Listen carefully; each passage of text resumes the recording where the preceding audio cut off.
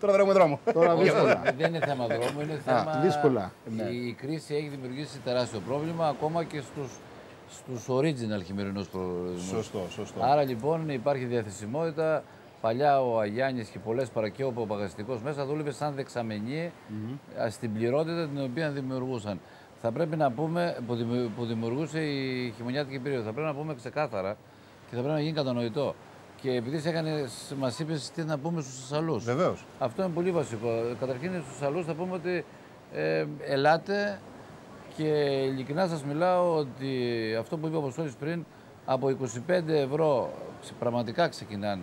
Και με ένα μέσο όρο μπορεί κάποιος με 10-12 ευρώ να καλύψει και τις διατροφικές του ανάγκες, το άτομο. Και με ντόπια κουζίνα. Και με αυτό ντόπια είναι σημαντικό, κουζίνα. όχι Αυτό ήθελα, πλαστικοποιημένο fast food. Αυτό ήθελα να πω ότι προσπαθούν λόγω της μορφής των επιχειρήσεων εδώ πέρα, της οικογενειακής μορφής, ο συναγωνισμός γίνεται ποιος θα δώσει τις καλύτερες υπηρεσίες. Για να έχει, δεν είναι τυχαίο που κάποιοι επαγγελματίες παίρνουν τη μεγαλύτερη μερίδα του λέοντος στη διαδικασία. Ακριβώς. Του πακέτου, του τουριστικού πακέτου. Απ' την άλλη τη μεριά λοιπόν ο Θεσσαλός σε μια απόσταση η οποία ξεκινάει από 1,5 και το maximum μέχρι 2,5 ώρα βρίσκεται σε έναν πάρα πολύ γνωστό τουριστικό προορισμό που μπορεί πραγματικά να τον ικανοποιήσει σε ολιγοήμερες αλλά και σε πολυήμερες διακοπές. Έχει μεγάλη βουτιά στις τιμές. Το λέω και το ξαναλέω πάλι ότι έχουν ισοπεδωθεί οι τιμές αυτή τη στιγμή και για την ελληνική και για την ξένη αγορά, η οποία ξένη αγορά δίνει τη δυνατότητα από την 1η Μαΐου και μετά να μας φέρνει κρατήσεις, οπότε εκεί εκ των πραγμάτων ο μέσος όρος της τιμής κατεβαίνει, αλλά λόγω και των πολλών κρεβατιών που υπάρχουν και λόγω αυτή τη στιγμή της κρίσης που βρισκόμαστε, μπορεί και ο Λαρισαίος και ο Τρικαλινός και ο Καρδιτσιώτης να καλύψει και να ζήσει ένα μέρος των διακοπών του, δηλαδή να μπορέσει με τα οικονομικά βαλάντια τα οποία σήμερα μπορούμε να διαθέσουμε να περάσει τις διακοπές του.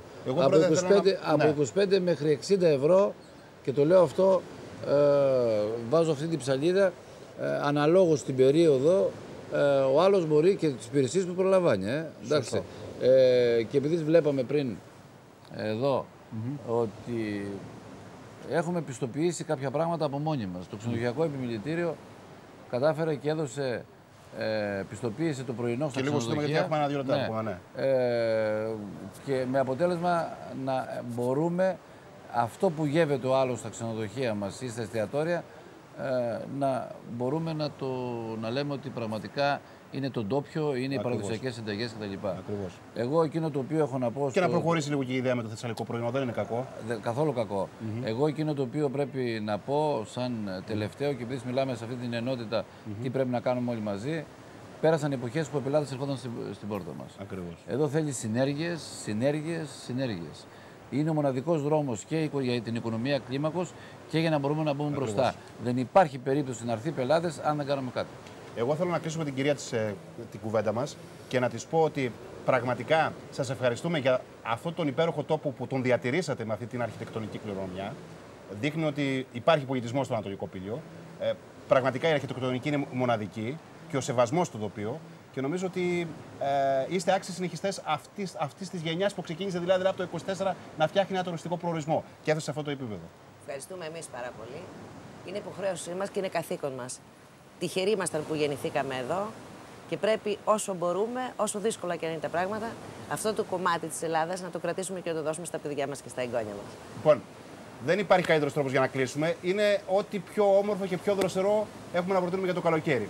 Ο Αγιάννης, πασίγνωστος, στις ακτές του Ανατολικού Πηλίου.